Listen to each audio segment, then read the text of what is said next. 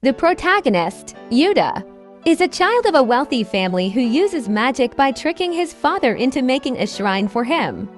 So, if it were something like this, it would probably be something more like this. The young protagonist wakes up in the middle of the night.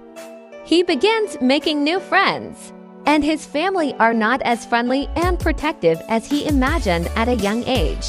But despite this lack of friendliness, he still feels good about himself and wishes he could be closer to that person.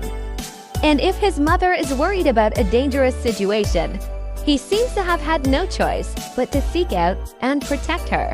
One thing about the story, however, is that this is in fact something more than a story about romance. This story is about the protagonist's dream world, where the world is a dream of an older boy and his sister.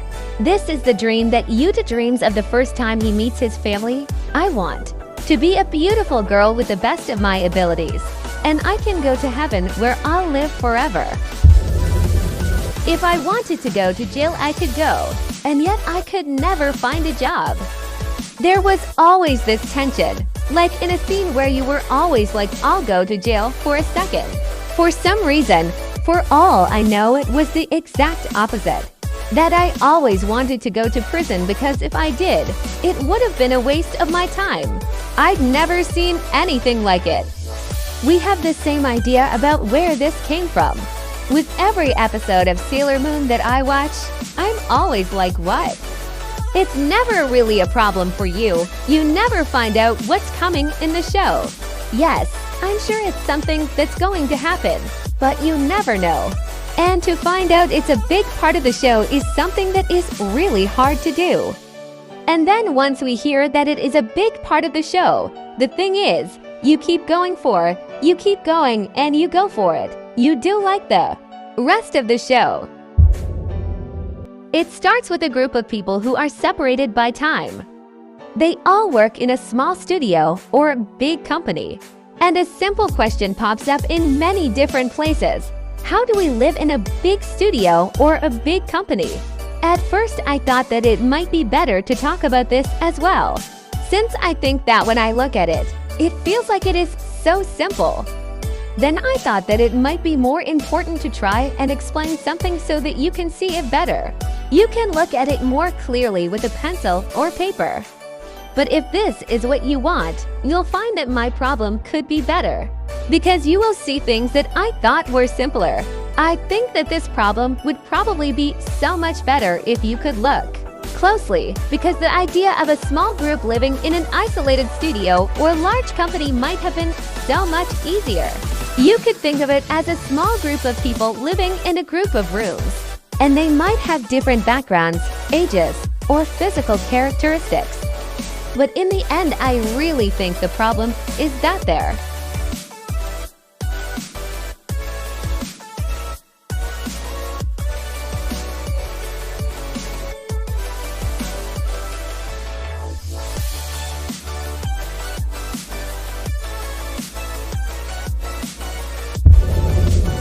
The protagonist has a girl named Akiri, the word for love in Japanese, who has been assigned as an attendant on the bus of a wealthy family in Japan. At the very beginning of the story, she's just a maid. But during her first week in the bus, she's getting ready to go to school. So she quickly gets acclimated to her new job and goes through a different world.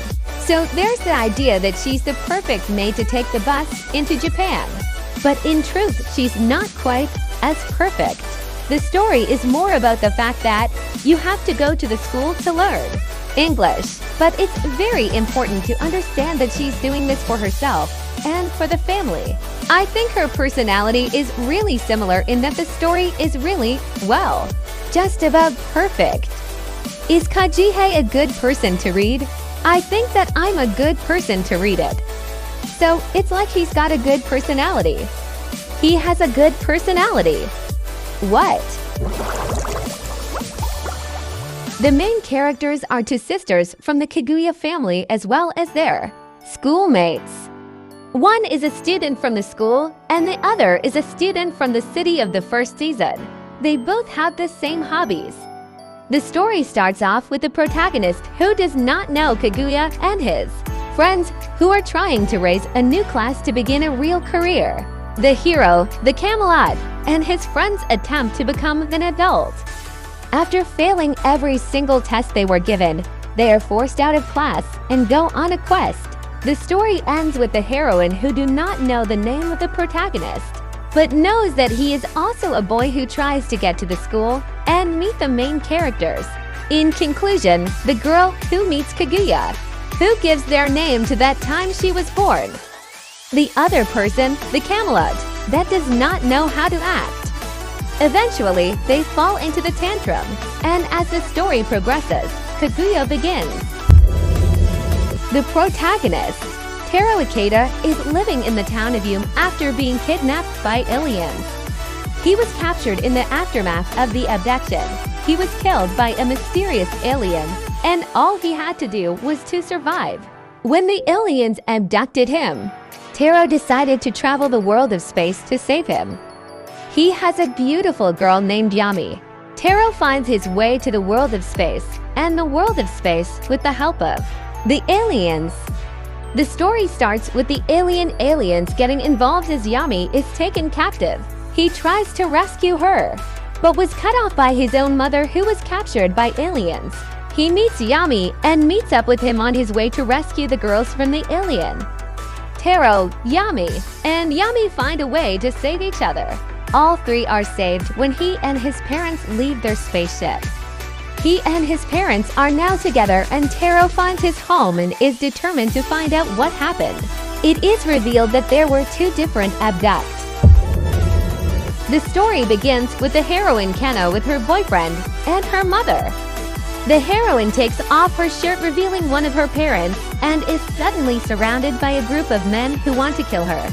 At the end of the story, there is an announcement that someone wants her to be their friend and they will kill her. In the story, it is stated that they want to kill the hero who is Kenny in order to be the best, and she is forced to take part in the world's greatest battle. The hero is named Sato, the greatest warrior in the world. He is one of the 4 heroes who have become immortal and is the one in charge of defeating God, and the other 4 heroes, the ones to fight in the final battle. In the anime, it is stated that this is the moment when the girl's world has been turned into a world of death. The protagonist is named Kato, the daughter of the hero. Sato is a knight who has fallen to a terrible fate. He is later recruited by Ryahe, the hero of the future. The story is about Atsushinaya, who's a very strange man. When he gets to his school, he gets a call that he wants to use some magic that gives him the ability to walk on water. He uses that to get to the school, to learn some secret, and to become a mage. He's not the first guy born with this ability, and it's something that has made his life very difficult for them, and they've taken his name into consideration. The art is fantastic. When you see my story, you see my little boy in a bathing suit, and he's swimming in water. I think that's the point at which I realized that I was going to have to change my life. I think that is one of the themes that helped explain how I started to write. As soon as I saw my story came out, I thought, wow, this guy is such a beautiful person, and I really wanted to change his life. But I was never really sure if I was going to actually change a person. I was always looking for something that was new, or else I would be. It's an arc about a girl with a crush on a girl, and then they go to school together. It's also about a series of girls with different personalities from the last arc. The ending is, the girls from the last arc are now my idols. Their faces are different. As I'm not like them and think all of them are great, I will never let myself believe that I am a good idol. The other 2 things I'll say about this is that most of the people who watch the show are very passionate about the work that's been done so far. And those people are also the ones who really want to see more anime. So I'm not going to say anything else.